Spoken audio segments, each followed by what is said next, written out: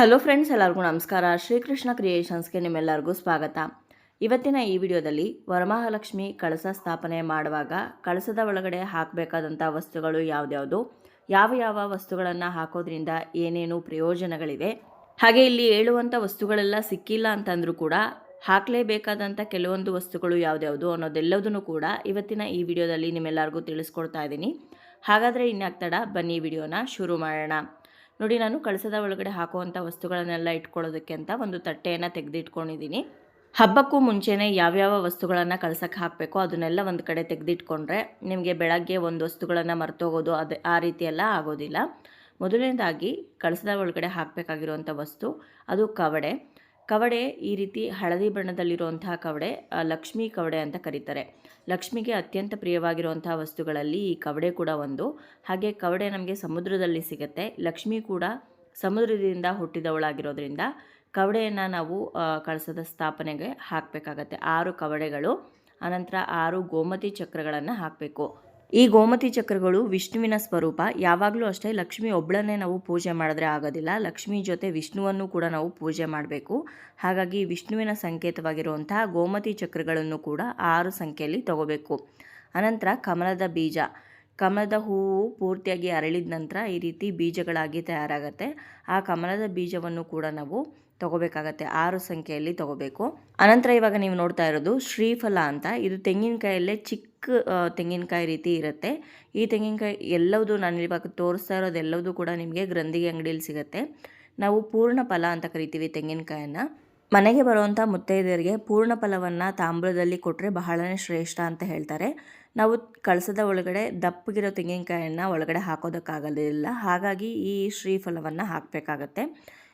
ಒಂದಾಗಲಿ ಅಥವಾ 2 ಆಗಲಿ ಹಾಕ್ಬೋದು. ಅನಂತರ ಒಂದು ಅರಿಶಿಣದ ಕೊಂಬನ್ನು ಹಾಕಬೇಕು. ಈ ಅರಿಶಿಣದ ಕೊಂಬು ಮಾಂಗಲ್ಯದ ಸಂಕೇತ.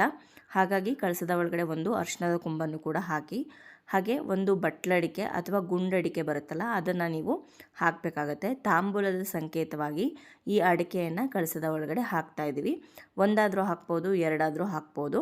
ನಾವು ಲಕ್ಷ್ಮಿಯನ್ನು ಆ ಕಳಸದ ಒಳಗಡೆ ಸ್ಥಾಪನೆ ಮಾಡಿ ಪೂಜೆ ಮಾಡ್ತೀವಿ. ಹಾಗಾಗಿ ನಾವು ಏನೇನು ಲಕ್ಷ್ಮಿಗೆ ಕೊಡಬೇಕು ಅಂದ್ಕೊಂಡಿರ್ತೀವೋ ಅದೆಲ್ಲದನ್ನು ಕೂಡ ಕಳಸದ ಒಳಗಡೆ ಹಾಕಬೇಕು ಅನ್ನೋ ಒಂದು ಪದ್ಧತಿ ಇದೆ.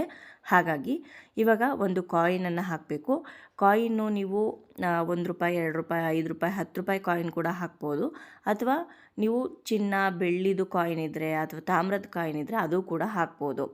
ಕಾಯಿನ್ ಹಾಕೋದು ಯಾಕೆ ಅಂತಂದರೆ ಅದು ಪ್ರಾಣದ ಸಂಕೇತ. ಒಂದು ಜೀವ ಅದರೊಳಗಡೆ ಇದೆ ಅನ್ನೋ ಒಂದು ಕಾರಣಕ್ಕೋಸ್ಕರ ಒಂದು ಕಾಯಿನನ್ನು ಹಾಕ್ತಾರೆ. ಅನಂತರ ಒಂದು ಚಿನ್ನ ಹಾಗೆ ಬೆಳ್ಳಿಯ ವಸ್ತುವನ್ನು ಆ ಒಂದು ಕಳಸದ ಒಳಗಡೆ ಹಾಕಬೇಕು. ನಾನಿಲ್ಲಿ ಬೆಳ್ಳಿ ಉಂಗುರ ಹಾಗೆ ಚಿನ್ನದ ಒಂದು ಉಂಗುರವನ್ನು ತೆಗೆದಿಟ್ಕೊಂಡಿದ್ದೀನಿ. ನೀವು ಒಂದು ಓಲೆ ಆಗಿರ್ಬೋದು ಅಥವಾ ಮೂಗ್ನತ್ತಾಗಿರ್ಬೋದು, ಏನು ನಿಮ್ಮ ಹತ್ರ ಇರುತ್ತೋ ಅದನ್ನು ಹಾಕ್ಬೋದು. ಅಥವಾ ಚಿನ್ನ ಬೆಳ್ಳಿ ಕಾಯಿನ್ ಇದ್ದರೆ ಅದು ಕೂಡ ಹಾಕ್ಬೋದು. ಅನಂತರ ಗುಲಗಂಜಿಯನ್ನು ಹಾಕಬೇಕು. ಇದೆಲ್ಲ ವಸ್ತುಗಳು ಸಿಗದೇ ಇದ್ರು, ಗುಲ್ಗಂಜಿ ಇದೆಲ್ಲ ಸಿಗದೇ ಇದ್ರೂ ಪರವಾಗಿಲ್ಲ.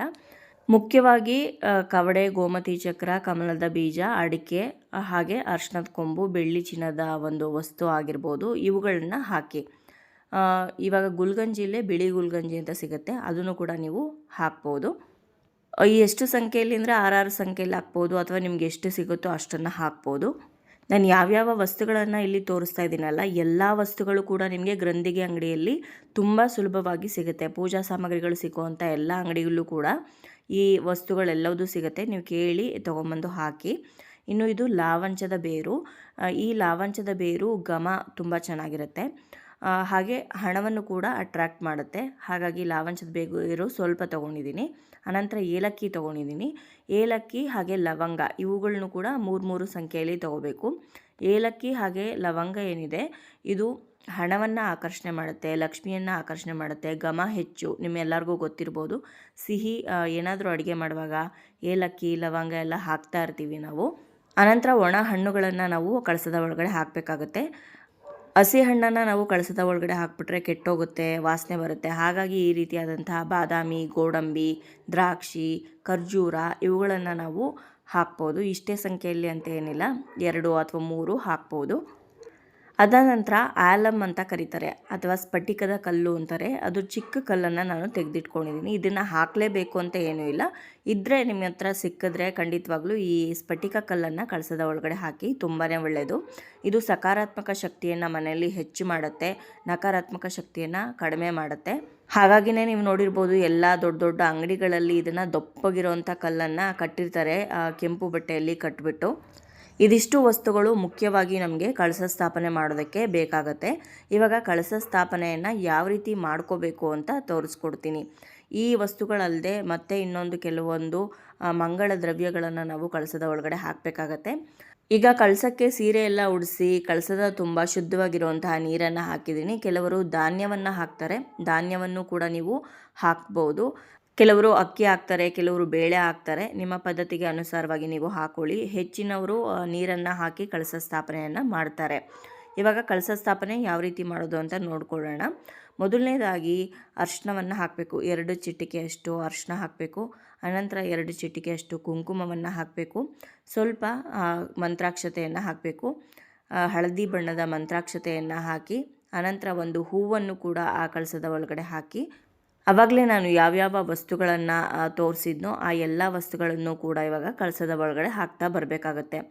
1 ರೂಪಾಯಿ ಕಾಯಿನ್ನು, ಅರಿಶಿಣದ ಕೊಂಬು, ಲಾವಂಚದ ಬೇರು, ಶ್ರೀಫಲ, ಹಾಗೆ ಆಲಮ್ ಅಂತ ಹೇಳಿದ್ನಲ್ಲ ಸ್ಫಟಿಕ, ಮತ್ತು ಬಟ್ಲಡಿಕೆ, ಕವಡೆ, ಗೋಮತಿ ಚಕ್ರ, ಕಮಲದ ಬೀಜ, ಲವಂಗ, ಏಲಕ್ಕಿ, ಒಂದು ಚಿನ್ನ ಹಾಗೆ ಬೆಳ್ಳಿಯ ವಸ್ತು. ಅದಾದ ನಂತರ ಒಣ ಹಣ್ಣುಗಳನ್ನು ಕೂಡ ನಾವು ಅದರೊಳಗಡೆ ಹಾಕಬೇಕು.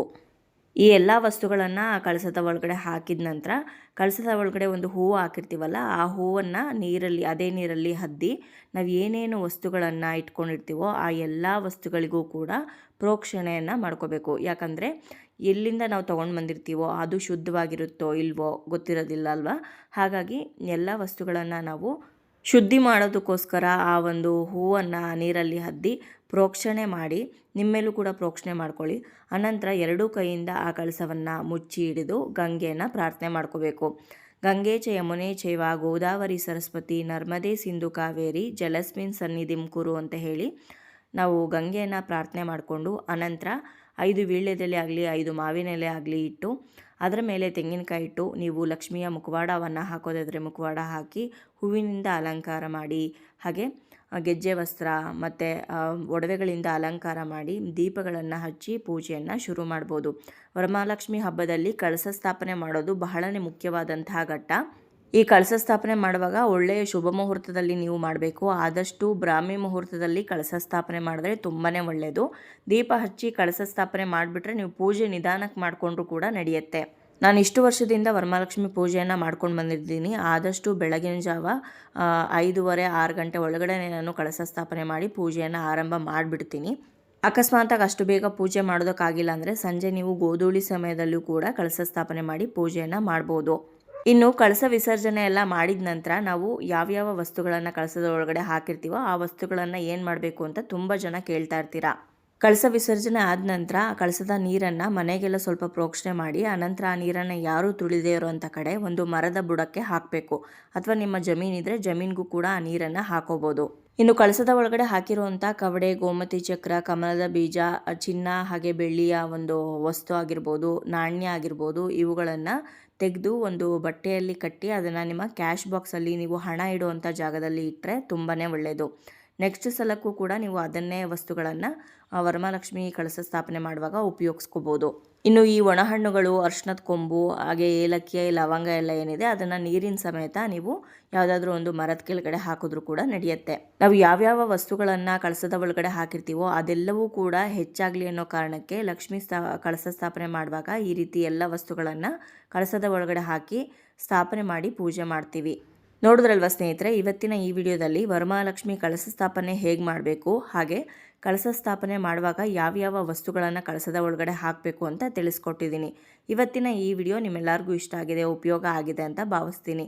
ವಿಡಿಯೋ ಇಷ್ಟ ಆದರೆ ಲೈಕ್ ಮಾಡಿ, ಬೇರೆಯವ್ರಿಗೂ ಕೂಡ ಶೇರ್ ಮಾಡಿ. ನಿಮ್ಮ ಅನಿಸಿಕೆ ಅಭಿಪ್ರಾಯವನ್ನು ಕಮೆಂಟ್ ಮೂಲಕ ಬರೆದು ತಿಳಿಸಿ. ಮತ್ತೊಂದು ಉಪಯುಕ್ತ ಪೂಜಾ ಮಾಹಿತಿಯೊಂದಿಗೆ ಭೇಟಿ ಆಗ್ತೀನಿ. ಅಲ್ಲಿಯವರೆಗೂ ಧನ್ಯವಾದಗಳು. ಲೋಕ ಸಮಸ್ತ ಸುಖಿನೋ ಭವಂತು.